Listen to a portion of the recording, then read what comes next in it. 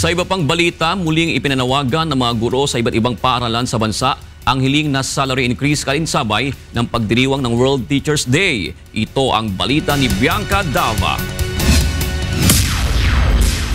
Muling ipinapaalala ng mga guro sa pamahalaan ang hiling na 10,000 pisong across the board na aumento sa sahod.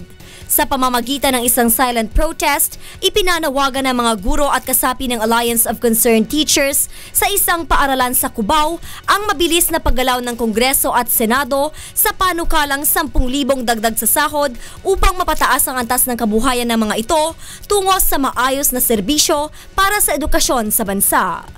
Nitong Miyerkules, tinalakay ng Senate Committee on Education na pinamumunuan ni Senator Pia Cayetano ang Senate Bill 2423 ni Senator Cynthia Villar, Senate Bill 2365 ni Senator Bam Aquino at Senate Bill 94 ni Senator Alan Peter Cayetano na may iisang layuning taasan ang sahod ng mga guro sa bansa. Ayon kay Flody Fernandez, presidente ng Ramon Magsaysay High School at 7 taon nang nagtuturo sa paaralan, ang silent protest ay kaalinsabay ng pagdiriwang ng October 5 World Teachers Day.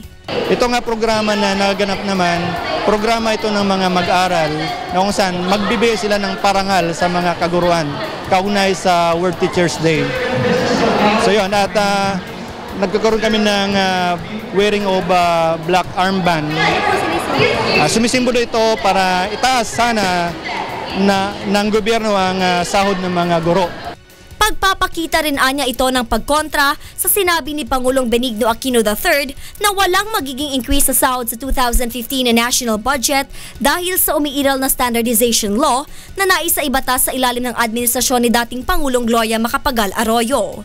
Kung kaya't umaapela si Fernandez sa Pangulo na pakinggan ang boses ng mga guro at kanyang mga boss. 5 taon nang nanunungkulan si Pinoy, wala pang aumento ng pagtaas ng sahod para sa mga kaguruan at government employees na rin. Kasabay nito, nagbabala rin si Fernandez na posibleng magsagawa ng nationwide mass leave ang mga guro kung hindi pagbibigyan ng gobyerno ang kanilang isinusulong na salary increase.